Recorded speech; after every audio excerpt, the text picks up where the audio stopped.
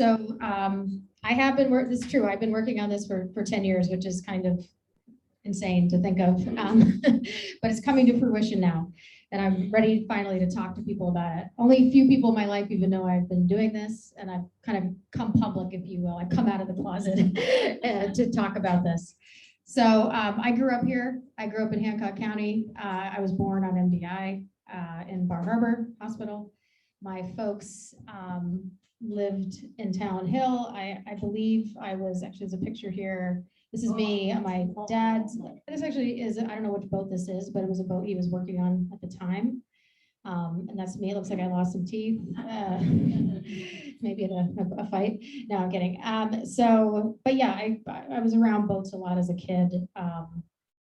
This is a picture of a lobster, a very oversized, illegal lobster that came home one time when my dad was fishing and he gave it a shoe and it actually held it.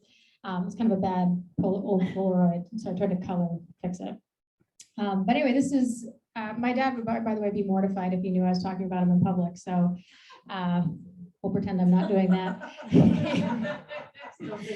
Yeah, I won't say his name, but that might be him. And supposedly I was conceived on that row of what is now, I think, a bunch of hotels or whatever in Bar Harbor, but that's West Street, if anyone knows Bar Harbor from the old days. And he used to be, run a sandal shop with Super Sandal, who you might remember, Super Junkin in Town Hill. They had a sandal place next to Galen's Gallery called Super Sandal. But he got into fishing, I think almost by accident. So he's not one of those fishermen who are like generations. So I don't want to pretend that he is, but he did fish. So this is him on, I think it's most of the time, I think he was fishing with Raymond Hodgkins, who was a fisherman who actually passed away in 1990. He went missing. Yeah, well, it's okay. It's just around here, a lot of guys look like that. They're all bearded. And this was also a long time ago. Is that you? That's me with the mop top.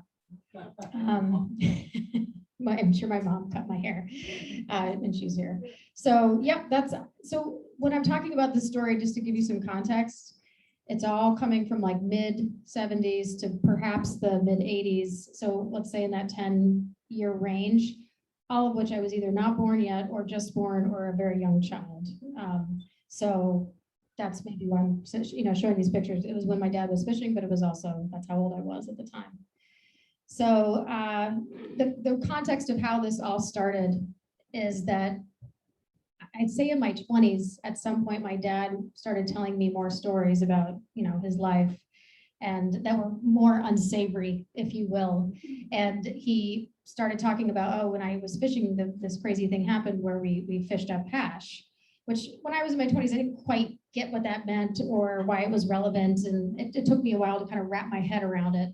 And he didn't actually know that many details, to be honest. He basically just said, we were scalloping down east. We were, this, I don't know if you know anything about scallop boats, they basically, they're taking everything up from the bottom. So anything that's in the bottom, you're gonna get.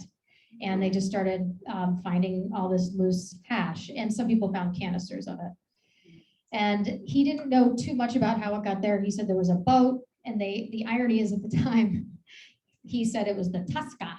And he told me to go talk to other fishermen. It took me a little while to get into it, but I was like, all right, you know what? I'm up here every summer anyway. I don't have anything better to do. So I started interviewing fishermen, and it just sort of snowballed into what it has become. But anyway, at least the first like 3 or 4 fishermen kept saying Tuska. And it's because of the Maine accent that they don't pronounce the ER.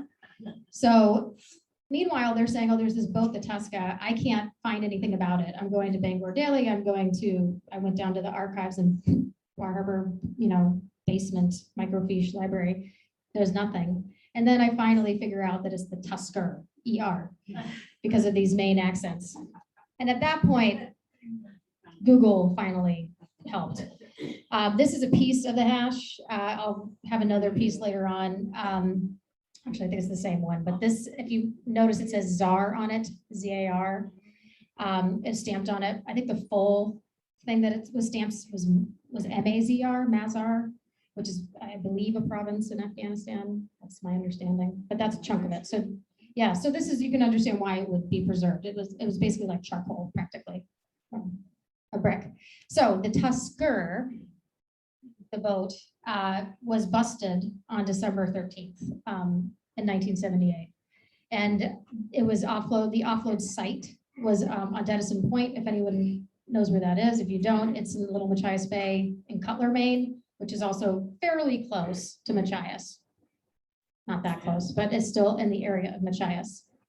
So anyway, the boat was caught by the Coast Guard, but the way that they caught it was in such a way that there were two Coast Guard boats, but only one at a time, and one of them was leading the boat to the base, to the naval base or whatever, and they had time and the opportunity to throw all the contraband overboard and not be caught doing that. So that's why they managed to get all the canisters of hash off the boat. So to be clear, all I knew, some of the stuff I'm telling you took me about 5 years to find out. So I don't want you to think that I just figured this out. I did not. It took me a really long time because all I have are these newspaper articles, which I will show you. And they had all these names of people and they had where they were from. But this was, 10 years ago. It wasn't that easy to just like pop it up. I used those people searches. I looked really hard, but I didn't find these people immediately. All I knew is that they were based in California, or that a lot of them were from there. But it turned out about 5 years later, I found out that they were part of a cartel that was from Coronado, called the Coronado Company, based in California. Coronado, by the way, is like kind of a peninsula off of San Diego, and it's very close to Mexico. Yeah, now it's very fancy. I don't know how fancy it was in the 60s and 70s. So I didn't find this out either until I interviewed the DEA and then eventually a smuggler, that they had 2 successful smuggles out of the same house before they got busted, which was a question I'd always ask myself, like, did they anything successful come out? And the truth is yes. We don't really know exactly how much, it's debatable. Some of these stats are not correct. The Coast Guard told me it was $60 million worth, approximately 300 canisters valued at $200,000 each. That's the highest, I would say. More realistically, it might have been 200 canisters. It might have been $20 million worth. And I don't know how much each can was worth, $50,000 to $100,000, who knows? But there was about 80 pounds per canisters of hash, dense hash. So this is the house, which by the way, is beautiful. When I drove here with my husband, he said, we should buy this place. And I'm like, I don't think we can afford it. Plus, I don't think we can live, we're gonna live in Cutler, a little far. But anyway, it's called the Hill House. And ironically, my friend Kyle she's a photographer and she shot a wedding here. So she had a bunch of photos of it. I've been there once or twice just to check it out. It's just a gorgeous house, but they basically bought it, or I think they either leased it or bought it cash. And so what this view that you're seeing right now, just so you know, is more recent. My guess is in the late 70s, most of the stuff you see back there probably wasn't there. So they had a fair bit of privacy in that whole beach to do what they were doing. So it is just a beautiful spot if you ever get a chance to check it out. So this was the place that they were at, and this is where they got busted. And this was the article that I was able to find, I think one of the original articles that I found, and it was in the Bangor Daily. And this happened, see how it came out the 14th. They were off, so the boat showed up in that harbor around the 11th or 12th, and the bust happened such that by the 13th they were in court, I believe, something like that. So all this happened between December 11th and 14th. By the way, it was freezing cold, from what I understand, a lot of snow, and one of the reasons they got busted, besides the fact that I think they looked kind of suspicious, so I'll get into all that fun stuff. Their navigational lights were not working, and as anyone here knows, if your lights aren't on and you're in a boat at night, the Coast Guard's gonna come after you. So that's pretty much what happened. So they go, I'm not gonna read through this whole article, it goes through all the details, but basically when it says who was arrested, notice how all of them seem to be from California. Which gave their address as being on the boat. Yeah, well, so here's the other thing. There are 8 people, but 5 of them were crew on the boat, on the Tusker, and they had come all the way from the Middle East. and 3 of them were there to receive the product, if that makes sense, but they all got busted. And the ones that were at the house had come across on a Zodiac to the boat and were also chased. And there was a chase in the woods. So yeah. Here's a picture of them. This is about as high res as you're gonna get. And this is Washington County Sheriff. So there's 1, 2, 3, 4, 5 of them in this picture. I believe the guy on the right was the captain, Jerry Samsel, and he has since passed away. And I don't know for sure, but I think my friend Lee is the tall one, the third from the left.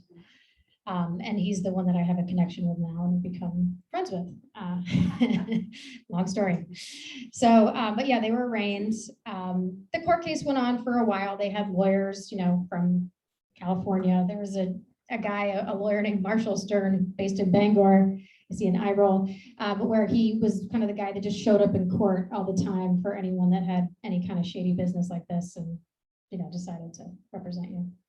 So, so yeah, that's how that went down. This is from the Quaddy Times. If anyone knows that paper, I don't know if it exists anymore, probably not. I don't know, not a lot of, does it? Okay, sorry, I shouldn't say that. I assume sometimes that, what I noticed also is the Bar Harbor Times used to be a daily. Didn't know that. Or at least it was published on a Thursday and a Friday. So that made me think it must have been a daily once upon a time. But this is the Quaddy Times. What I liked about this article is besides the headline where they say, or the first line where the smuggling has reached the big time in Washington County. I like that one. And they said they did recover 20 metal canisters. They're from the beginning. And I did speak to a state policeman, a retired statey, who was a cadet at the time. And he was, I guess, in Bangor, manning a desk when this happened. It was in the middle of the night. And they called him up and they said, hey, do you want to come down here and search the beach? And he searched the beach in front of the naval station. They said they found 2 canisters, and that was right after it happened. So we found 2 of those 20. Who knows if they really found 20? Anyway, I love the other part where they say, hey, if you find any, here's the number. As if people are gonna be like, yeah, here, I have $100,000 worth of hash. And they call you up and give it to you. But also that they have this part here at the end, which I underline, the rum running during Prohibition. That keeps coming up, that this turned out to be this era, kind of like rum running, but lesser known. So I would say, kind of like when people say the 70s was like the golden era of film, I would say the late 70s and the early 80s was the golden era of drug smuggling in coastal Maine. And people may or may not know about that, but that is true. And this is just the tip of the iceberg. I'll get to that. So they pled innocent, which actually makes a lot of sense because they didn't have a ton of evidence. They had a little, but they didn't have it in the bag. Like sometimes when you bust them, a lot of the busts that you'll see, they're like 20 tons. That's a lot. So they didn't have that much evidence, if you will. But anyway, they went through the ringer. Back then, remember, this is before the war on drugs. That's another thing, is to think of context. I get into context a little bit. This is before Reagan, and this is before the penalties were as big. So a lot of the penalties were, a year or 2, and sometimes just probation. So a lot of them didn't serve that much time. However, in the end, there was an indictment. One of the fun things about researching this is just seeing the ads from the era. I just love it. But this I wanted to show these because it did reach the AP. As you'll see, it says the AP. This was in like the Nashua paper down here. And then this one, I don't know what, this was another random paper, but it did get out of state, so to speak. And so anyway, yes, they got out on bail. I think it was 20,000 each, which I guess seems like not a lot right now, might have been a fair bit then. And then they eventually did get convicted. So this article talks about how the bust happened, because I think it was a bunch of events that made it occur. But from what I can tell, the #1 reason it happened is because it just happened that there was a Maine State Marine Patrol officer who lived next door to the Cutler house. Oops. So, and again, I don't think there was as many houses there as there are now. The first time I ever went to the house, which was close to, I don't know, not 10 years ago, maybe 8. It was a while ago. It was a dirt road. And now I noticed, I think the second time I went there was paved. So it's fairly rural. The only thing that's really weird about it is it's very close to that naval station. Does anyone know that, or the submarine base thing? And there's a bunch of, that always struck me as odd to be so close to that. But that's a very secretive thing they're doing over there with their submarine communications, but it's relatively close to that. So anyway, this article talks about the suspicion, and basically that gentleman, which by the way is a whole other story about that guy, Lee McKean, but I'm not going to get into that. He basically tipped off the local enforcement, and it just turned out that, oh, my internet connection is turn your phones up. We don't have great Wi-Fi here. Is that what was I just saying? They essentially had a drug, what do they call it? They had a team already. They had a team of state cops and a DEA who were like ready for this kind of thing at this point. So it just all collided that they were able to bust these guys. However, to be quite frank, the Coast Guard messed it up so that they didn't bust them with a full boat of drugs. And the irony is that they actually did go on the boat and they searched it for 2 hours and they didn't find the hash. Why? Because they were looking for marijuana bills. Ding dong. And also the part of the boat where the canisters were was covered in ice because it was December. Yeah, and I think they had a rough ride. I think they had a lot of problems on that boat. So anyway, that's kind of how it all happened. This is the Tusker. I do have 2 pictures of it. This one, the one on the left is actually the original article, which someone gave me. That was very nice of them. It was big. I heard reports from 130 to 150. I think 135 is the most consistent number I've heard for how long it was. But it was a big ocean-going tug, and it might have had some problems, coming back, coming to Cutler. But then when they apprehended it, it ended up in Southwest Harbor, and it was in Southwest Harbor for a while, for a year or 2 before it was auctioned off. And one of the stories I heard, although ironically, multiple people told me the same story, and then I asked the guy, and he denied it. But that's typical around here. Is that he would put his boat right next to the Tusker every night and sieve the gas out of it. Which, hey, it's free fuel, and they, and I probably thought, well, the Coast Guard doesn't need this fuel. But anyway, yes, it was hanging out in Southwest Harbor for quite some time, and eventually was auctioned off. Ironically, the first time it was auctioned off for about $75,000, and they thought it was not enough money, and so they auctioned off again for like $125. But the Canadians got it, so it then ended up in Canada. So that's what happened to the boat. And so then we get a little bit, I'm not going to go too into this because my story is more about Maine and fishermen and the aftermath, but I will briefly glance upon the Coronado Company because this is a contextual thing. But this is an article that was in GQ, the magazine. It was written by Joshua Behrman, who's a pretty significant writer. He wrote Argo, I don't know if you know that movie. But he also is currently doing something with this story, perhaps in Hollywood. I don't know what exactly. But he wrote this article. It's a really great article if you want to know more about the Coronado Company, about how this cartel emerged. And it's actually really fascinating because essentially, well, I'll get into it. I mean, the part that was relevant in his article was the part where they purchased this house in Denison Point, and they had an equipment house in Freedom and a communication house in Skowhegan. So there's 3 houses. Yeah. So it's quite the operation. And again, remember they had 2 successful smuggles before this one that they got busted on.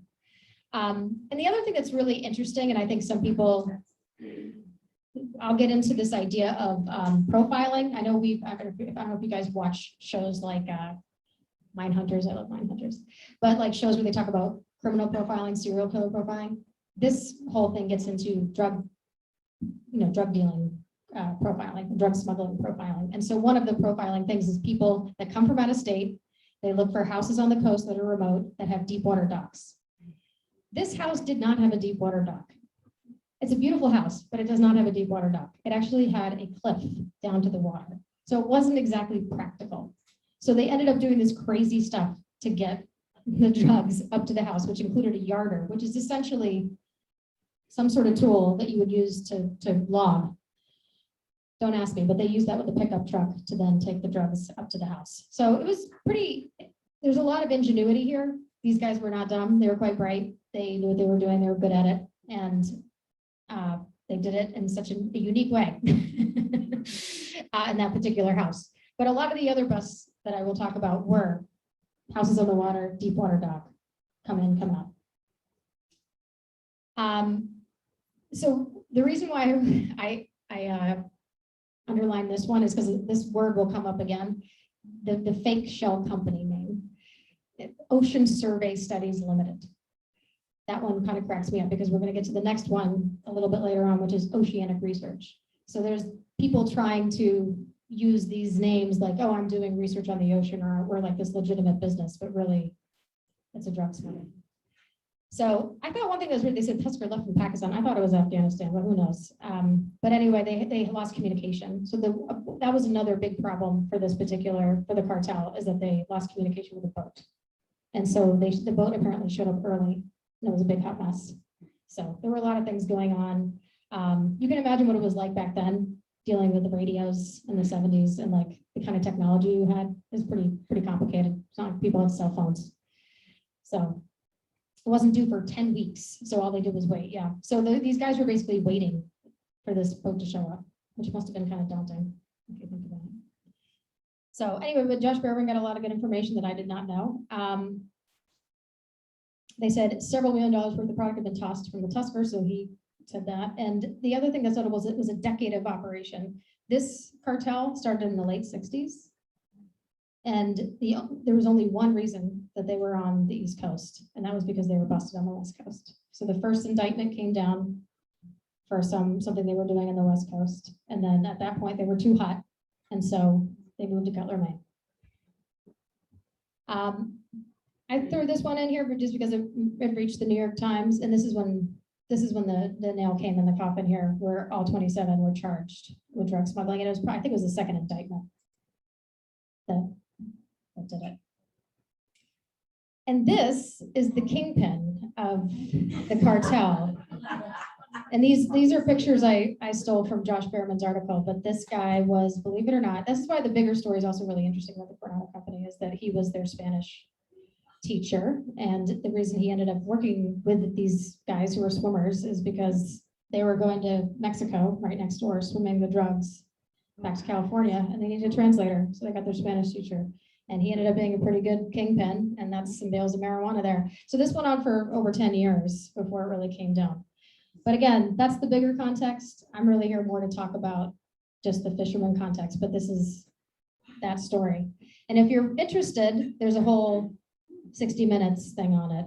It came out in 1985, so obviously it's a little dated. And there's two parts to it, but it's on YouTube. So if you want to throw it in there, but I don't know why they call it the Coronado mob. I think the mob is a weird word to use, right? Isn't the mob a bad thing? They did not. And that's the one thing I will really say about the Coronado. They were kind of more like peace and love, you know, and they only really dealt in weed and hash. They did not deal in cocaine or heroin or anything bad like that. So I don't think they're a mob. And I think that was kind of an inappropriate use of words. But this is Lee down here. He's my contact and the guy that I flew out to Texas to interview in 2016 maybe. And he's become a friend, and he gave me his story. This is a different guy. I think this is Lance Weber, and he was the one that kind of hung out with whoever this host is. Lowell Bergman, I don't know which guy that is. Who's that guy? He looks familiar. Mike Wallace. Yeah, it's Mike Wallace. Sean is on Fox now. Oh, great. Is it? I don't know. I don't watch Fox News. But anyway, see this right here. This is Coronado, I think, going down. Right there is Mexico, you guys. So it's really close by, in case you're wondering. And this is him in a boat. So they took little boats, they swam, they did all kinds of stuff. So they were really a West Coast operation that just ended up in Cutler, Maine. Went a long way from home. So that's the Tusker, the timeline, because again, I'm pretty much focused on the Tusker, not so much the Coronado Company as a whole, because there's so much to it. But the Tusker came to Cutler. They had a Zodiac. You heard that? That's another. I think there's these common things between these smuggles, and the Zodiac is always there. And so it happened between the 11th and 12th. Busted on the 13th. They were seized then, and then they were arraigned. It was auctioned off for $75,000, sold again for $124,000, and they were convicted by 1980. And in 1982, I know this is strange, that's when my dad started fishing it up. I think other fishermen that lived in Jonesport, Cutler area fished it up sooner, probably. But I think my dad was based out of Bar Harbor and Northeast Harbor. So most of the people that he fished with were either in Northeast Harbor or Bar Harbor, and they caught on to it later because there were so many, it was a really great scallop season in that area. Coincidence. So back to fishing. I just like this picture. It's not really anything relevant. There's my dad on the boat again. This is Howdy. I guess Howdy's, I've heard that he's in the nursing home, but I did interview him before, about 10 years ago, sweetheart. And he gave me some great stories, but that is a scallop boat right there. Actually, a lot of times they take lobster boats and they kind of gear them up to scallop. So I think that this is a lobster boat that's been rigged up to scallop. And back to the hash and what happened with it.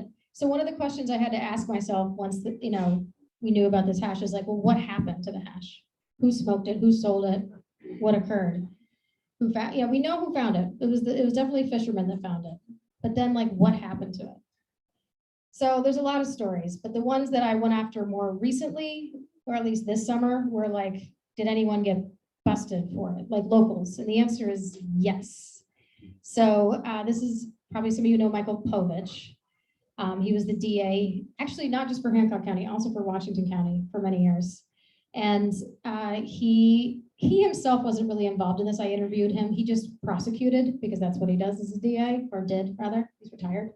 But the state police set up a buy bust. And so I'll explain what a buy bust is. So they somehow found out, by the way, from aerial surveillance, they had an airplane. Apparently the states use airplanes a lot to probably look if people are growing weed back in the day, to see if you have plants. But they also apparently from an airplane saw that there were these guys with hash on a fishing boat, and they went undercover and tried to buy 100 pounds of it from them. And they did a raid and they busted 4 guys. Right here, the Gills and these guys. And they're all, as you might notice, from Washington County. So it's like Columbia, Machiasport, etc. So it's up there. So these are people that like I didn't really have any awareness of. I just found this article. And that's why I talked to Michael Povich about it. And then of course, everything's public nowadays, right? So if you look hard enough, you can just find what happened. And it was a buy bust and undercover operation and 100 pounds. Yeah, I mean, it kind of seems odd to me that these guys came all the way from California with these drugs, and then they probably served less time than some of the locals who tried to sell it in the secondary market. But anyway, only one of them really served time, and it was because he was on probation. I think the other ones got slapped on the wrist and perhaps probation as well and a fine or whatnot. But yeah, that was one of the cases. And by the way, for a while I was like, well, maybe that's it. Maybe it was just that one. It wasn't. I kept speaking to state police and other people to find out if more had happened, and it turned out that there was more. And the thing that was really strange to me is the dates. Like, look at this date. This is actually 86 is when that court case happened. If you look at this, this was in, actually it doesn't say on here, but this was in 1983. So in 1983, this occurred, and it was like going on the court case until 1986. So it dragged on for a while. But this one was really strange to me because it happened in 1985. I kind of found out by accident. I called someone that I know, and it turned out her brother was one of these 3 guys. And he essentially was, I guess, in college in New Mexico, and he came back here and bought a canister of hash from an undercover cop. And he ended up serving 3 years in prison for it, which he's the one on the right. That was the one I interviewed. And I felt quite bad for him because it was just sort of like, he got set up, if you will. And it changed his life. Like I think he was going on to be an engineer, and he ended up, maybe becoming a plumber or something. There's just nothing wrong with that. But still, he just, once you serve, and he almost got deported because I guess he was technically Canadian. So that messed things up. But I found his court docket as well. He called the court and found it. And it was kind of weird what they got him on, because he actually didn't, he had the canister, but he didn't even smoke it or sell it or anything. It's conspiracy possessed with the intent to distribute. So I don't know much about legal stuff. It's not really my cup of tea, but it's interesting to see how all this stuff works. And then there turned out to be a 3rd case. And by the way, this is only the ones I know about. There could very well have been more. But this one I found out about when I talked to the 3rd state trooper that I got a hold of, and he said, oh yeah, there's another case. And this one was in 1988. So it's amazing to think that for 10 years, the sea hash was circulating and this stuff was happening. I really love the term sea hash. I just think it's hilarious. But yeah, what they say, they call it hashish that's been dumped overboard by smugglers and later recovered by fishermen. that's if you want the dictionary definition of it. So that's kind of how it unfolded. So I did answer that question for myself. And I spoke to a lot of fishermen about it. I'm not going to get too much into the fishermen. It's going to be I'm working on a podcast. I'm going to play you guys the trailer at the end, and you'll hear a couple of the voices. Right now, I'm just kind of going over the overview of the context of this whole thing. And if you like the story, listen to the podcast and you can hear the voices of those people. This was an article that actually came out recently in Downeast magazine, and it talks about the 1980s and drugs, and they're talking about mid-coast Maine. They really get into cocaine in this article, but it does talk about weed as well. And the reason why it's relevant is they do go over a little bit of the stuff. And this is the task force, or at least the two main dudes. And I know, right? Probably looks like your favorite cop show or something. But the guy on the right is my main contact from the DEA. Or actually, he is my contact. And he's a former DEA agent. His name's Michael Cunniff. He is a lawyer. He lives in Portland, Maine. And he's an incredibly articulate, intelligent guy with a pretty decent memory. And he has been, I've interviewed him twice. He's been incredibly helpful to me. I'm actually very grateful that he's been so forthcoming. But anyway, he's probably one of the reasons why a lot of these busts occurred, because he actually was relocated from New York City in the 70s, I think in 1976 or 77, to come to Maine because of the amount of activity coming here. So he came from New York City to Maine because of it. And this guy, Harry Bailey, was the state police side of things. State police and DEA were pretty close together. And the two of them were the ones that kind of brought the hammer down. So in that article, they talk about the war on drugs coming to Maine in the late 70s. It was marijuana smugglers. And later on, they get into the cocaine and everything else. But that was the federal state anti-drug smuggling task force. And it was really, he told me it was less than 10 people. Maybe 9 tops. And it was a couple, some DEA agents. The DEA was based in Portland. I think at one point they had an office in Bangor, maybe, but not a very big operation in Maine. So it was a pretty small crew, if you think about it. And then they worked with the state cops. And then I just wrote the error because it was easy, they're talking about the stuff that the marijuana that was coming to Booth Bay, which I know about that case. I'll tell you about Steel Cove, Little Machias Bay is probably the one I'm talking about. So it was going on a lot. Not just in the mid-coast or the Washington, Hancock County, mid-coast, the whole coast.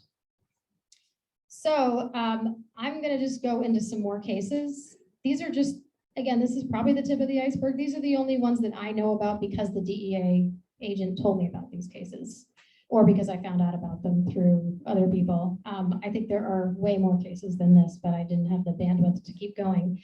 But I did a timeline of just the ones that I was most interested in that I thought were notable. So I'm going to just go through those just so you can see them. And the first one I love, it's oceanic research. It's Bass Harbor. That's what I told you, that they use this term oceanic research, ocean studies, as a fake business front. And these guys purchased a building in Bass Harbor. It was the Underwood Canning Factory. It was kind of in foreclosure or something.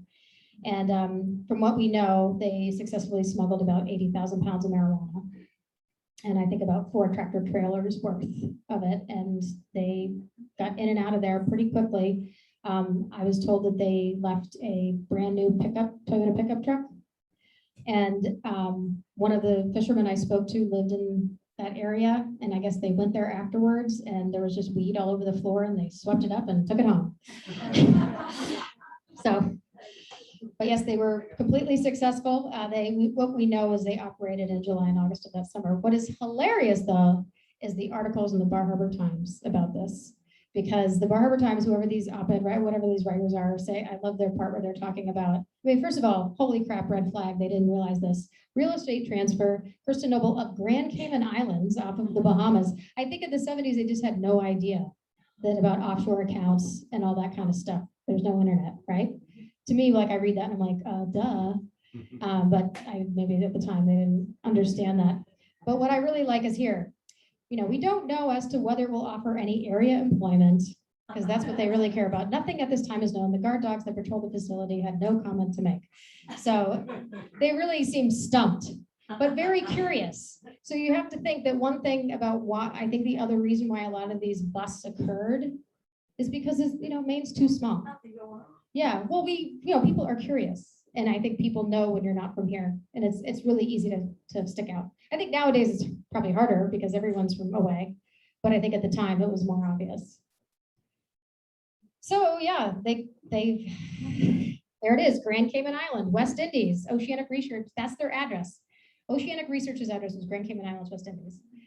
Okay, so that was pretty obvious. Anyway, they purchased the building for $35,000 cash towards the price of $65,000, and they got, quite a few, 80,000 pounds, which is pretty good. And they spelled recent wrong here, but they talk about the recent incidents along the coast of Maine involving drug seizures of vessels carrying drugs. So this is when this era just started to be this era. And the other notable thing is this idea of Maine's, they say 4,800 kilometers, but over 3,000 miles of coastline. That is why people came here. It's rural, and there's a very jagged, long coastline. And so they just did this, they kept talking about it, which I thought was pretty funny. Good old Bar Harbor times. So the best part is, this summer in particular, when I was working on this podcast, I decided to branch out and talk to people that had nothing to do with it, but that were like, from a fishing family or whatever, or might have been around at the time. And I talked to my childhood friend. Her dad was a fisherman like my dad. And I was at her house down on the back, not on the backside where she lived, Otter Creek. And I was in the barn and I look up and there's the sign, Oceanic Research, and her dad had taken it from once the bust occurred. So I was pretty excited to find that. It was just a random thing I came across this summer. I took a picture. The H is missing, but that is definitely a sign. So they made signs and everything. They're very formal. They really tried to pull it off like a real business. So another one is the Onalay. I don't know a ton about this one. The DEA agent talked about this one. It was East Boothbay, but it's notable because it was 20 tons of marijuana. It's a lot. And there were 32 defendants, which just seems like a lot of people. And it was a 2-count indictment, conspiracy to possess with intent to distribute, that same language. They barely touched it, but they were about to sell it. And they seized the boat. There were 487 bales of marijuana.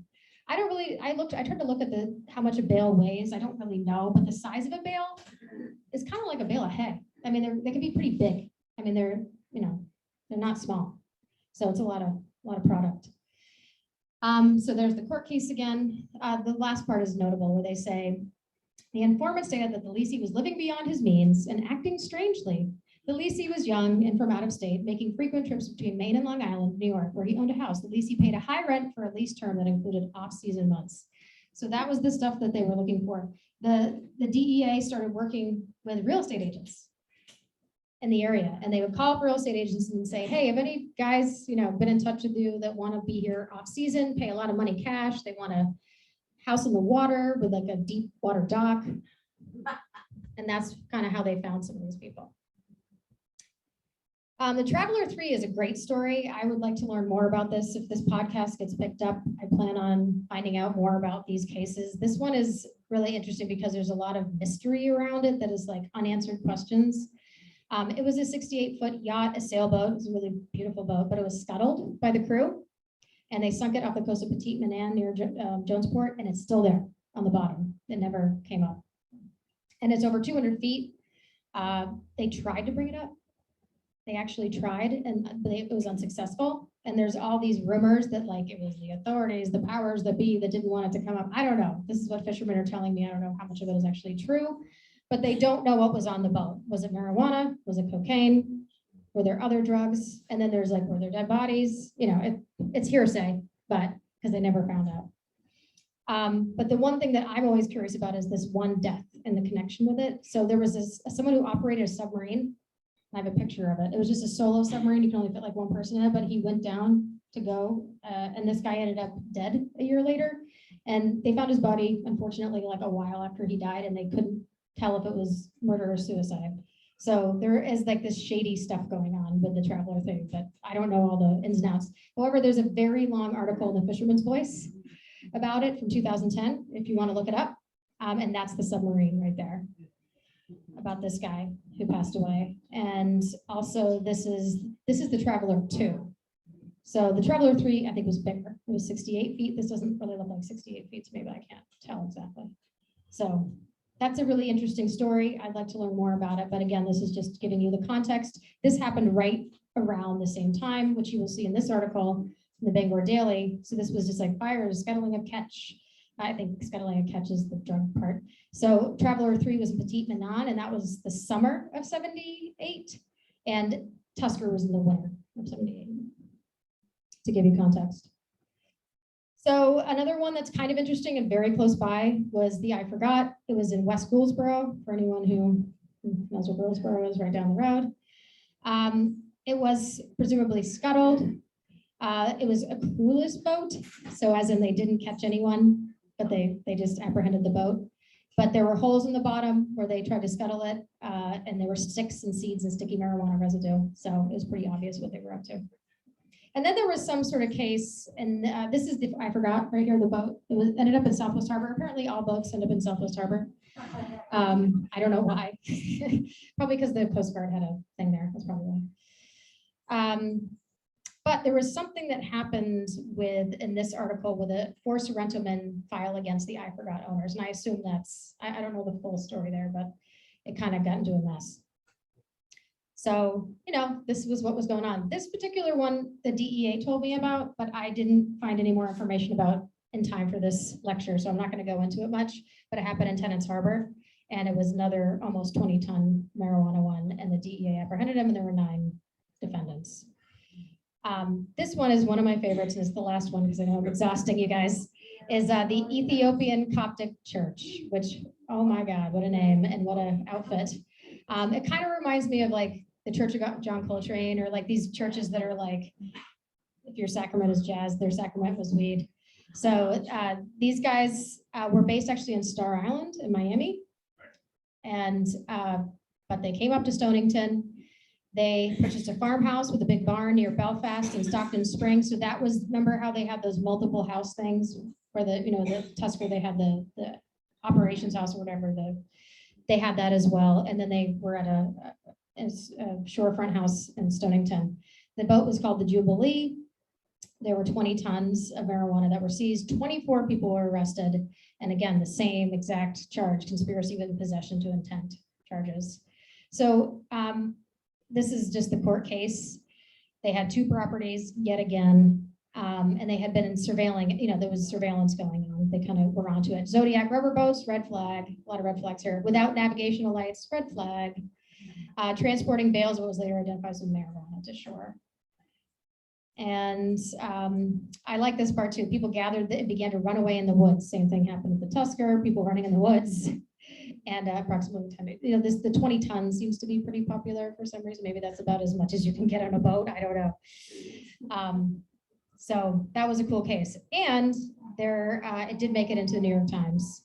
9 of them were convicted. It says Miami because that was their base. Yeah, Star Island is, if you guys ever go to Miami Beach, I've only been there once and I kind of didn't like it. But anyway, it's on the left when you're going to Miami Beach. It's this like very fancy island, very expensive houses, but who knows what it was like back then. But they had this church, and this is their heyday on 60 Minutes. And I have to say, it is a really good watch. If you want to laugh, go home and look up YouTube and put in Holy Smoke 60 Minutes Ethiopian Coptic Church. And this time Dan Rather covered it. He has a weird expression on his face, but that's Dan Rather. And these guys literally just sat around, and this, believe it or not, is a huge spliff or whatever the hell that is. And it was just weird. They had woman there smoking, and like the babies with the bottle. There's like they're hot boxing. It was just crazy. So, but that's who they are. So that was also, and this actually was in 1979, which was even before the other 60 Minute thing in 1985. So anyway, that's my overview. I only put this one in here because the DEA agent, who's just a sweetheart, sent me a whole report on all of their busts, and it was so long that I didn't even know how to share parts of it. I was just like, okay, I'll just like screenshot 1 page, but it was just unending, just on and on and on and on and on. So there was a lot more. I just want to be clear that like this is the tip of the iceberg. I just told you is what I was able to find out, I think there was a lot more, a lot of successful stuff that happened that no one will ever know about. And there was a lot more unsuccessful stuff that I just didn't, maybe it was smaller amounts, right? So just to sum this up, I've been doing this for 10 years.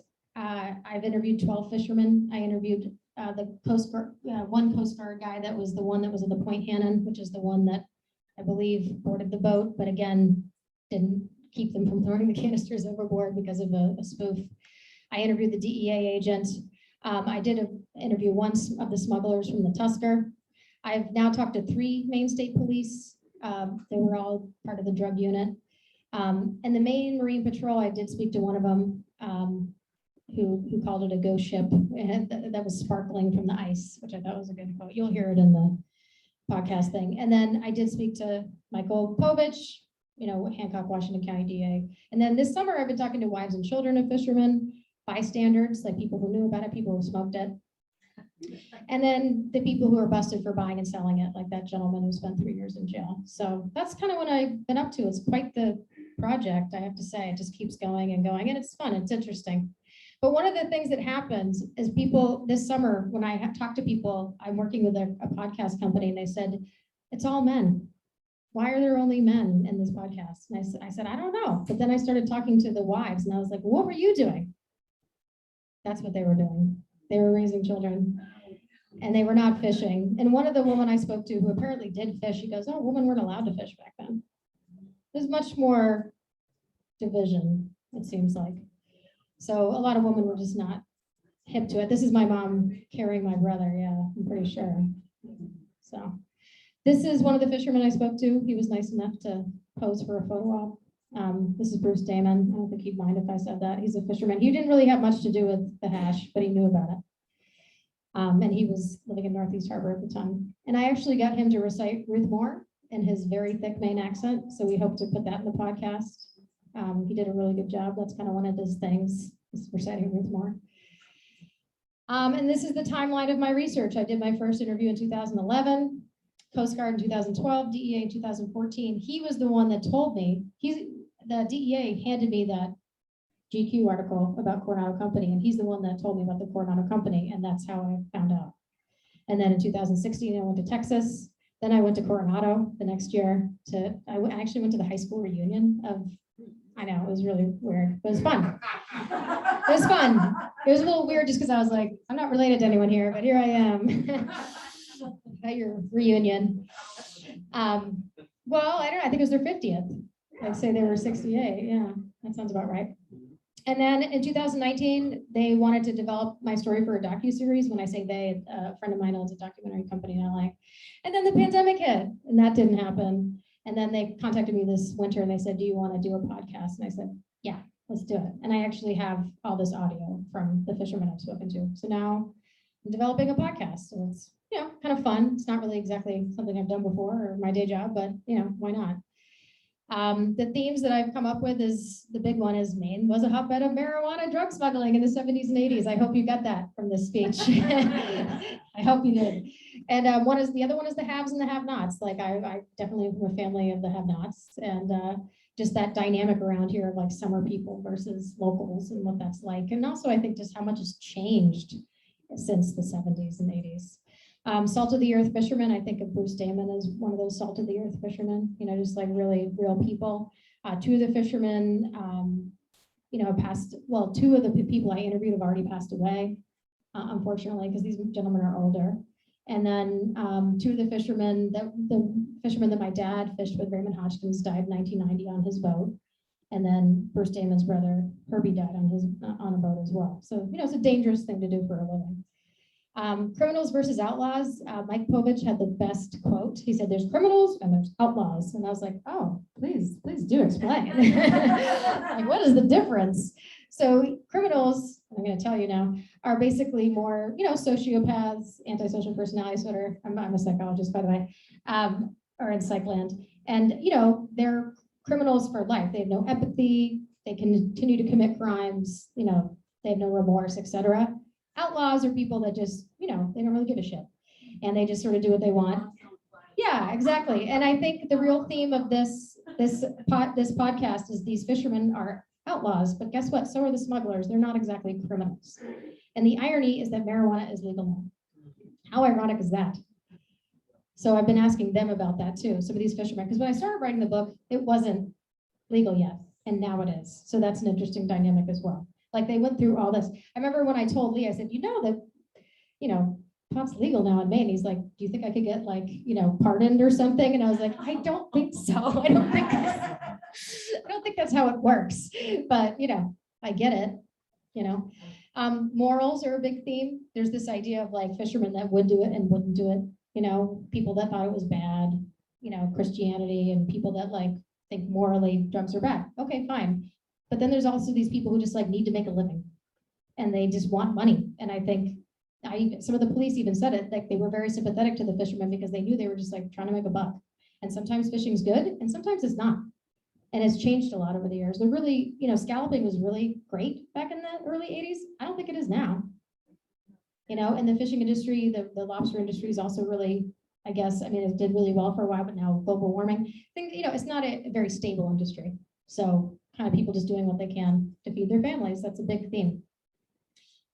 Legalization of marijuana is a newer theme that I'm working on. And then the last one's kind of a tough one, but for me, it's like this idea of like when I was a kid, I loved growing up here. It's a beautiful place, but we didn't have a lot of money. And I think that doing this podcast has made me really own my childhood and not feel ashamed of it because it was quite beautiful.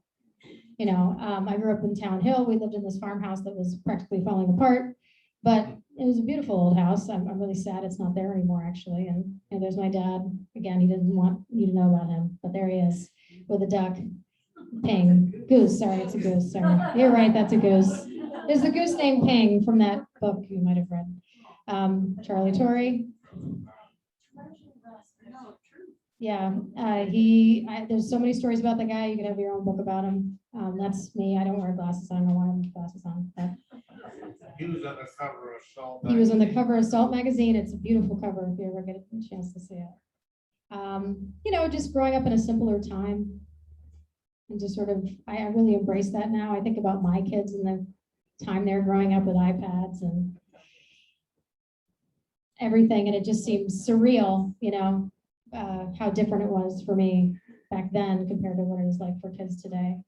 So I really feel grateful to be born here, to be raised in such a beautiful place. I mean, I love Maine, and I think I just love it more and more every day. So, you know, that's part of how I got to this point in time. But if you want, just to sum it up, I will share with you guys our sizzle for the podcast. But I gotta like figure out Bluetooth real quick. Let me see if I can make this work. Actually, while I'm figuring it out, does anyone have any questions?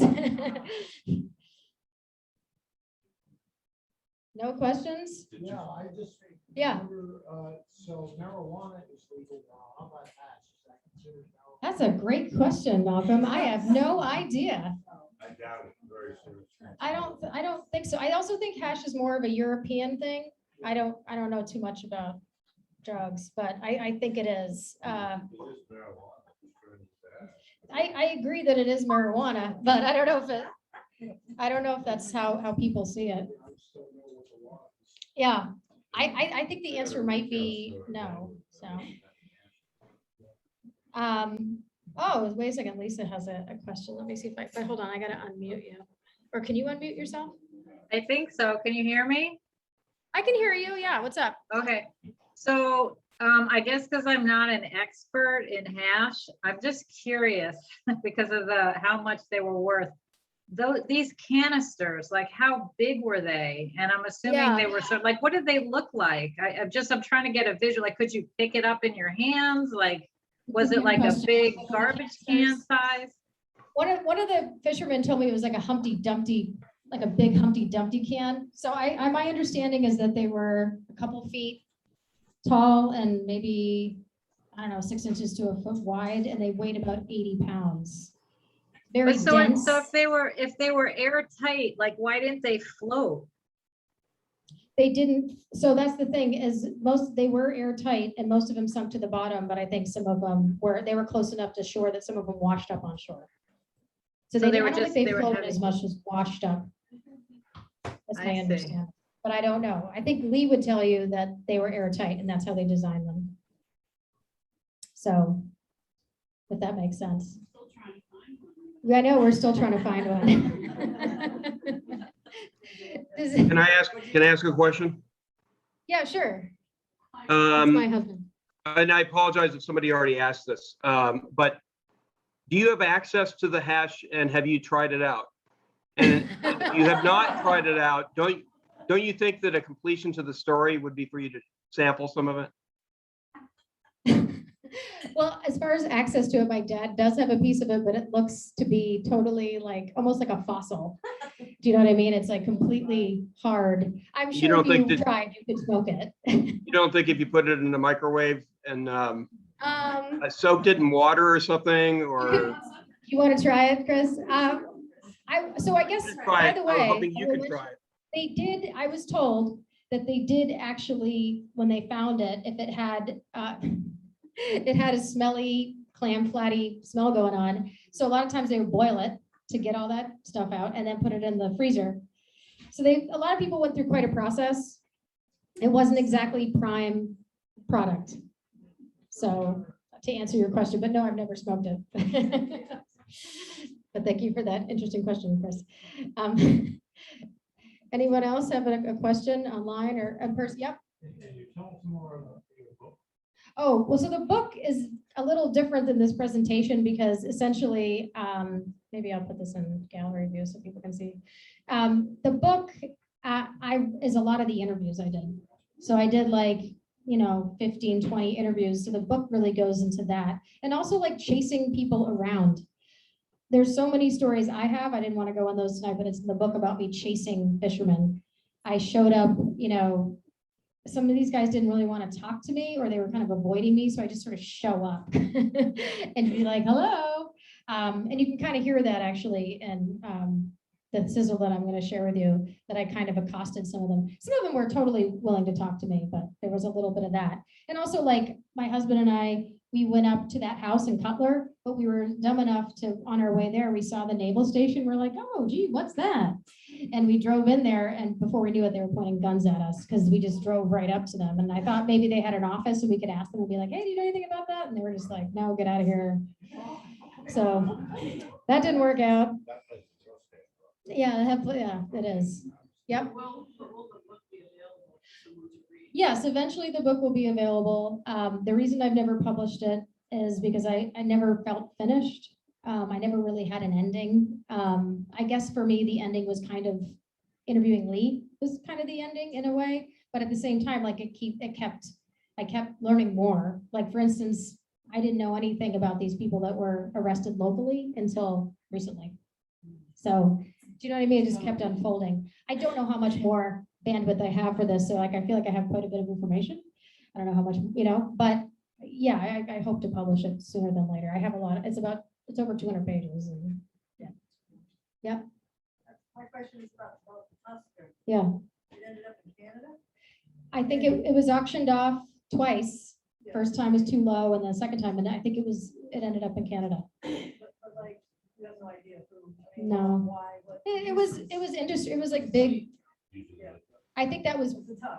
yes, as an ocean going tug, it's a big boat. I think it was ironically in that Cutler Quaddy Times thing, they were like, we have some local people that would like to get it, like sort of like people. Yeah, Passamaquoddy wanted it. It said it in the article. So people wanted that boat. Yep. So did I read on one of your screens that the Tusker actually brought the hash from Pakistan? I think Those are going Afghanistan. Yeah. They said Pakistan in the article, but I was told Afghanistan. So Afghanistan is landlocked. There's no. so maybe it was Pakistan. Maybe it was It might originally have from come them. Yeah, it might have. Afghanistan. Exactly. That's a long trip. Wow, that's huge. Wow. It's a long way. Yeah. It's a right. long way to go. And nobody apprehended them. Not until they got They here. had to have flags. And, Yeah, I don't know.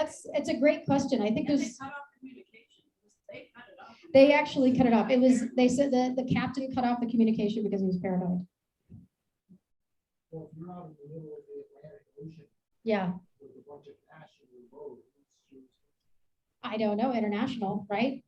Also, if you're smoking it, you might get paranoid, and then, yep, So they had done a couple of successful trips.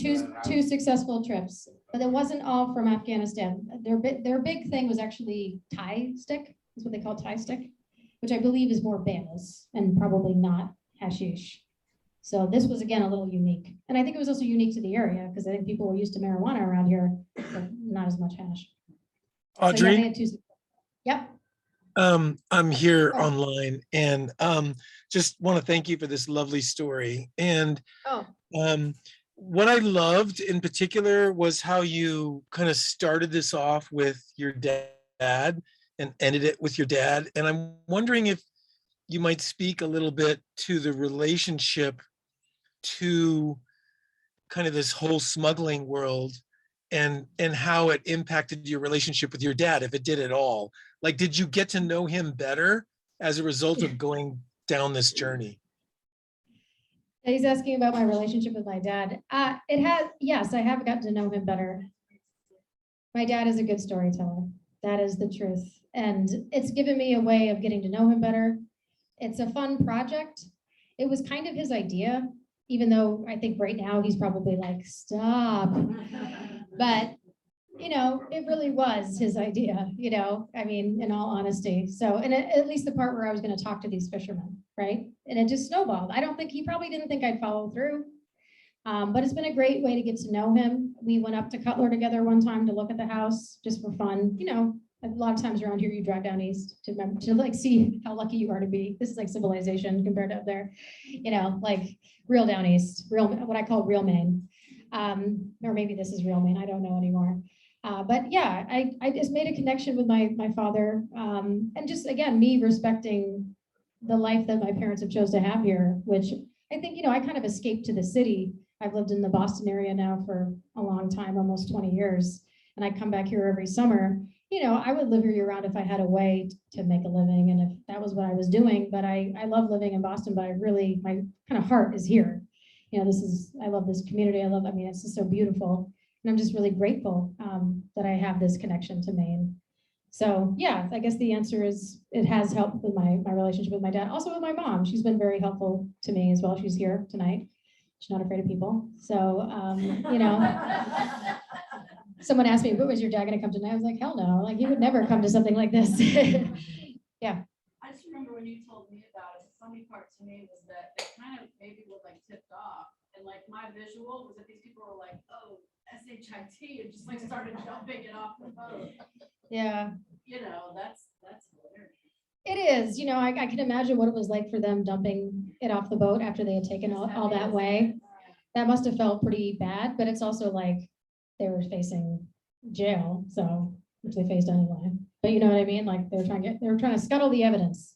And a lot of these people did scuttle their boats and scuttle, if they had the opportunity. So yeah. So yep, Malcolm. So just moving the story a little bit farther into the future, I didn't really talk about this too much in public, but I was in the early 90s, I was learning how to fly airplanes, and the cheap way to learn how to do that was through civil air patrol. Mm-hmm. So I was a member of the Downeast Patrol Squadron, civil air patrol on. That's an auxiliary of the United States Air Force. And is that what they do? Do they look? They do search and rescue. That's Yeah. their mission. But we got tasked to look around marijuana and also to look for smugglers. So I remember several times I was tasked to take off out of Bar Harbor, fly along the coast of the Eastport. Yeah. Check out what's going on around Rhode Island. Yeah. Land in China, see if there's anything weird going on at the airport. Eastport, land in Princeton, Mm-hmm. fly back across. Beautiful flight. Yeah, that is beautiful. Well, the irony is now you can have 8 plants or something at your house. Right, So and I don't think anybody that I ever got found. yeah. I sort of had a pact with myself, and if I saw it, because I was. Yeah. Well, you didn't want to be a rat, I guess. Yep. I mean, the coast of Maine has always been a smuggling. same time all that pot was coming in the seventies. Swordfish would be coming in at sometimes the same Yeah. time from Nova Scotia. So there's also smuggling of A lot. fish, and some of the fishermen I spoke to talked about smuggling fish, which I don't know much about, but I know that that was something people did in, Swordfish by the Swordfish. by the tractor trailer on boats. yeah. I was started, a friend I used to sell scallops to, went down the stone and took the tractor trailer, we got a lead of swordfish and pulled up to the dock. Mhm. And they went, uh-oh, wrong dock. It was a- you know, they thought it was a pot tractor trailer coming in. He was there to get swordfish. Yeah. I mean, I think, He was at the wrong dock. right? I think the truth is that, and someone said this to me, that smuggling is kind of part of human nature in a way. Not for everyone, I'm not saying everyone feels that way, but that it's been going on for a very, very long time. So it doesn't exactly surprise me when when these people talk about rum running, when they talk about other forms of smuggling. I think Maine, one thing that was really interesting about talking to the DEA is that he said, when he started as the DA, he was like, oh, Maine doesn't have any drug problem. And pretty soon into it, he's like, oh my God, Maine has a drug problem. And now think about the drug problem with OxyContin, with heroin. So, I mean, to me, marijuana is nothing compared to like the kind of drugs that have found their way here. So, yeah. Does anyone else have any questions I could share with? Okay, I'm gonna play the trailer. It's only like 6 or 7 minutes, and then we can, I'll hang out and we can go outside if you prefer, because it's hot and COVID, whatever. How do I do what I'm doing? Oh, I just press play, right? Oh, man. Me and technology, I tell you what. Okay, let's see if this works. Oh, I'm gonna try to.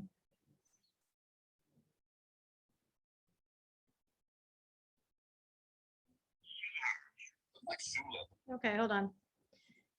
Gotta do it again.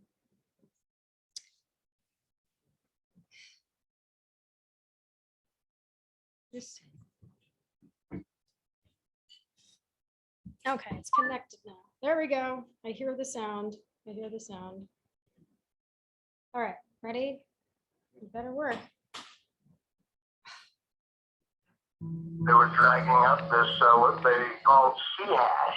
Looked like shoe leather. It smelled like fucking clam flats. What the hell is that smell? Is your septic tank backed up? I got arrested for it. I got set up in a sting operation. I'm not coming down here and get shot at. It took me a while to figure out, oh, we could sell this stuff. Epic story from Downeast, Maine. I'm Audrey, and I'm the daughter of a Maine fisherman. One year when I was about 4, my father set out for what our family thought was a winter of dragging scallops.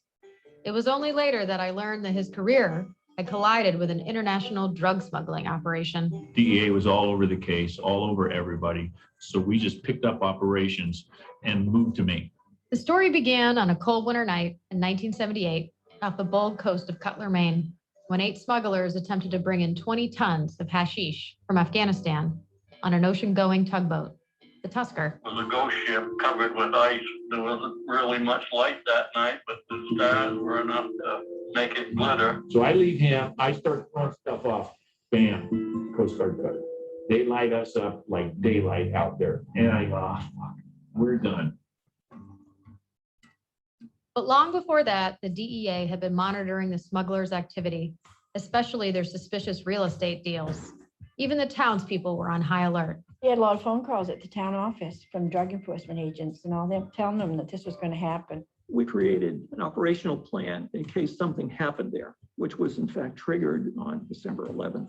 Their boat was boarded by the Coast Guard. They were looking for marijuana bales. They were focused on that and didn't see the compartment full of ice under which the canisters of hashish were hidden.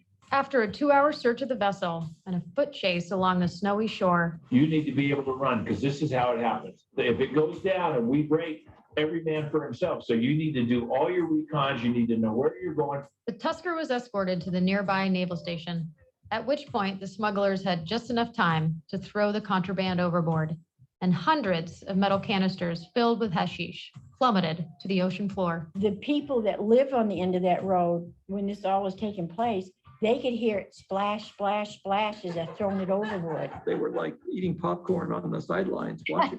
A short time later, my father and a fleet of fishermen on the fringe started dragging up more than just scallops. These guys threw the hash onto one of the greatest scallop beds that I've ever seen. It was incredible. I didn't really give a shit about it, but my crew, they want me just to work on the hash. Fuck the scallops. There was about 10 big boats from the Bedford 100 footers showed up at exact spot. It's like a gold rush mentality. I'll never forget this either. I'm standing in the jail, but I'm going, scallop fisherman. These guys are gonna have a heyday. And lo and behold, here's your story. Some parents might tell their kids college stories. Well, my dad told me stories about fishing for drugs. Yeah, I got a chuck of it. I'll show it to you. Got a chuck out in my garage. Stunned at first, I soon discovered it was a way to get to know him beyond dad, and also a way to know more about my hometown. For over 10 years now, I've dropped below the surface of my memories and into a deeper bond with my father, who urged me to collect hash stories. Yeah. Hi, is this Sandy? Yeah. Hey, Sandy, it's Audrey. How are you? Oh, hi, Audrey. I remember you when you were just a little shaver. I remember you as a little girl. You're Frank Ryan's daughter. I am. I hide from you. I know all about that story. I don't know if I can talk about it on the phone. My dad's old friends would meet me on park benches, greasy diners, or chat with me over the phone to tell some version of fishing for drugs.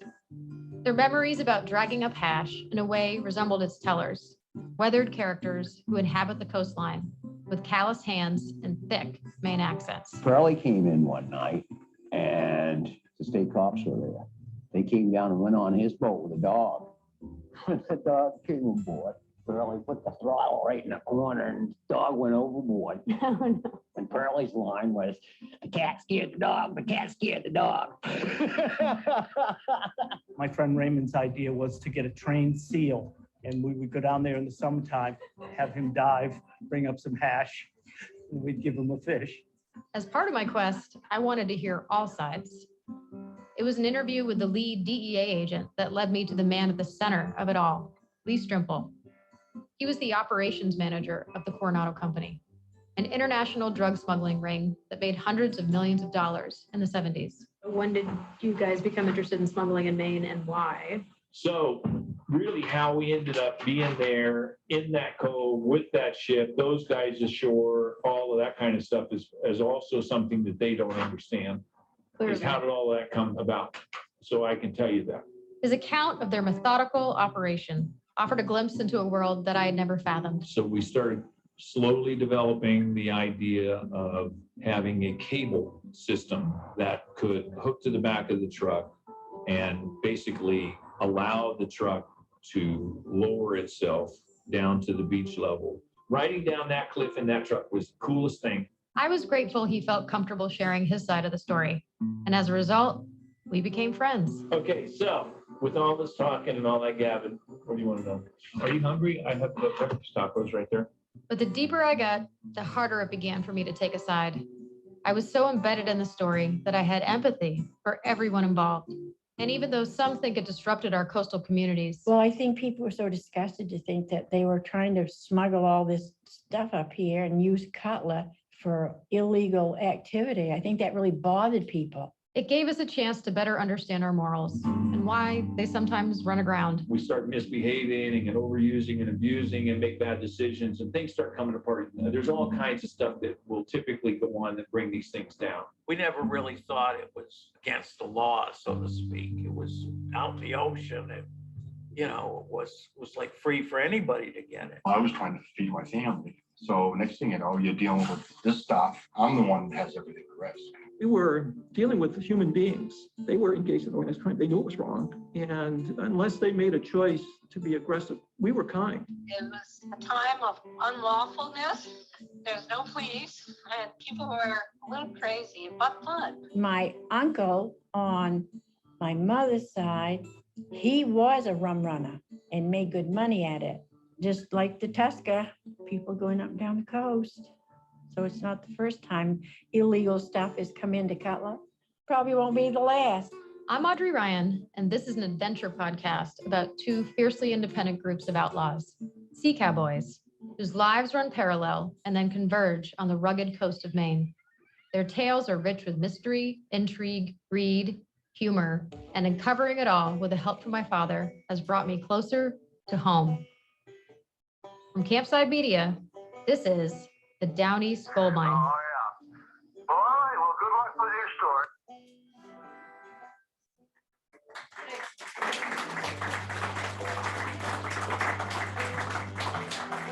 Thank you, guys. So I'll be here if you have any other questions, or I did actually bring snacks. Please bring some home if you want to, if you need to nosh. There's some wine, and for some people that know me personally, we might go back to our, not that you can if you don't know me, but you know, anyone can come. But I know everyone's increasingly paranoid, but Where can we find the podcast? please stay in touch if you're interested in the podcast. You know, reach out to me and I'll maybe get a mailing list going or something. And hopefully it'll be out, I don't know, within the next year, I hope. So, thank you.